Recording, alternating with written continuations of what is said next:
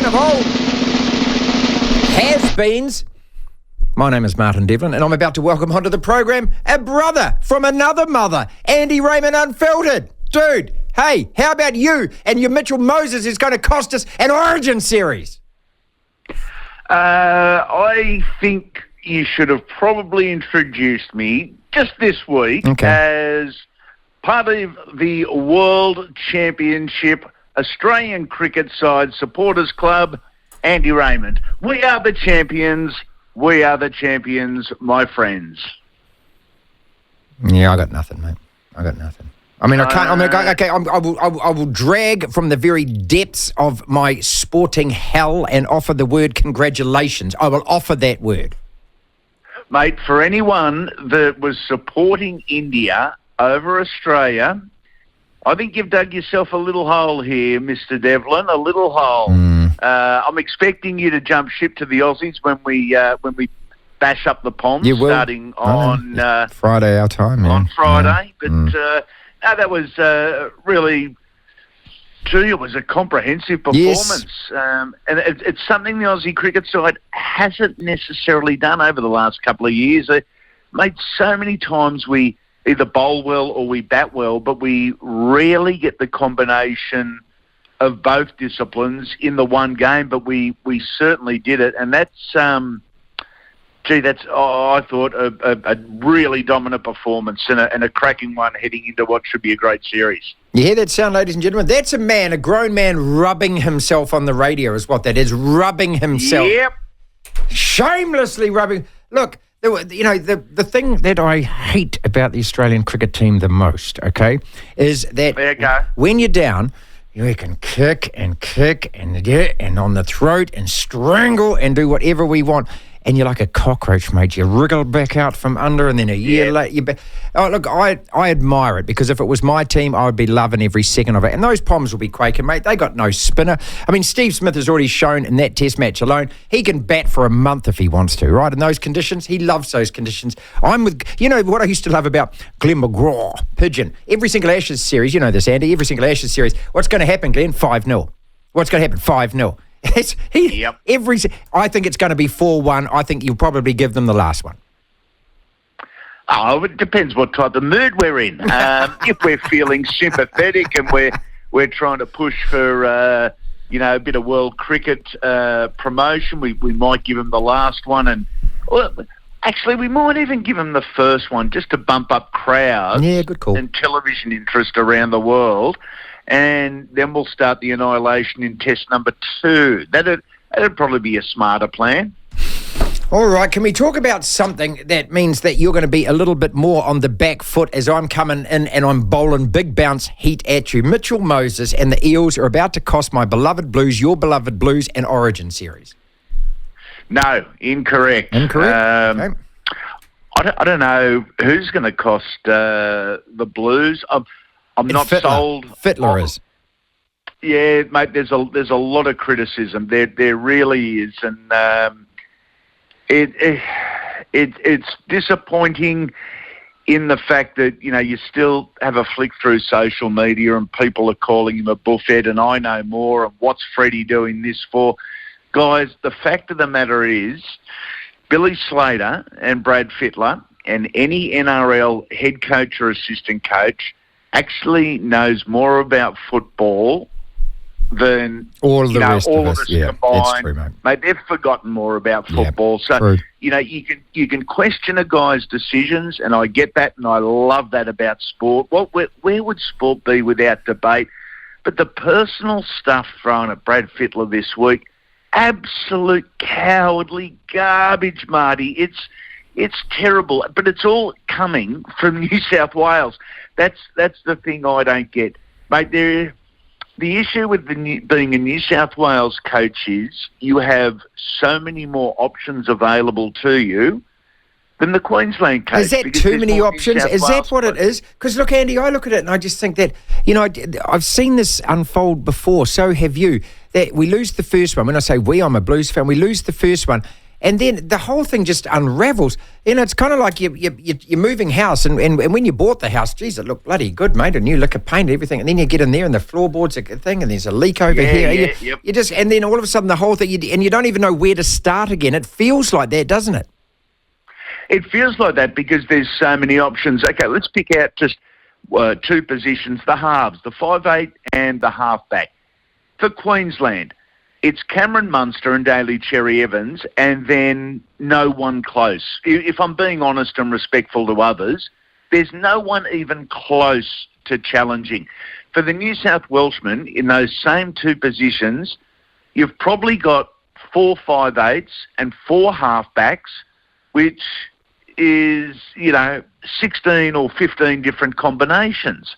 So by selecting just 2, you're only going to appease 1/15 of the viewing audience.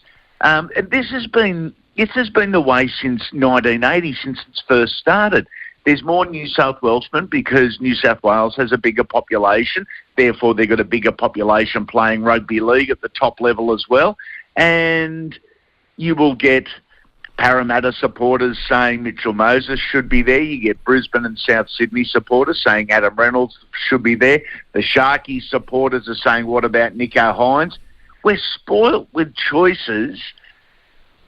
It doesn't make Brad wrong or right. It probably just makes him confused. I love Stefano Utoikamanu off the bench. However, it was a massive surprise to me. The second row is another surprise to me. Tyson Frizzell and Hudson Young, 2 terrific footballers. But again, you've got so many choices. There's 3 other back rowers on the extended squad, on the interchange bench. Now, they could both, or all 3 of them could potentially go into the starting side, and the argument would be the same. I'll go back to this, Marty, and I don't know whether if it's age bias or not, but I think there is a number of players in this footy side that in the 1980s, 1990s, and even seeping into the 2000s wouldn't have been there. Right. I don't know if the quality of the individual and the quality of the game is now what it once was. Shane Flanagan, New St George coach. Is this a good call, and has he been absolutely forgiven for the PED scandals and everything else? I can speak for myself, and I've forgiven him. And he's done his time. What he did was wrong on a couple of levels. The PED scandal, I don't know if any of us are ever going to get to the bottom of exactly what happened, how it happened, and who was responsible. The head trainer at Cronulla at that time has been training over at Parramatta for the last 2.5 seasons. Yet Shane's ban... somebody got to be made scapegoat, dude. You know how this works, okay? And he was the guy, wasn't he? Yeah. Exactly. In terms of coaching, I never thought Jason Riles was the answer. Jason's going to be a terrific coach, but don't throw a first-year coach. Don't throw a rookie coach into that basket case. It needs someone that... Look, they can all coach, Marty, and they all coach in a very similar style. It's the background, it's the politics, it's the arguments. It's a guy that has seen these arguments, heard this politics before, and knows how to handle it, and that's Shane Flanagan. So I think they've made the right choice. I really do. I think it would have been fraught with disaster. One of the first-year guys with dreams in his eyes, and he would have been brought down before the season started. It would have been terrible. It would have been a terrible decision. One more question to go. The Warriors of 2023 are a different beast. Are you resetting on the Warriors after that Canberra win? No. Are you resetting where you think they can finish in the table, though?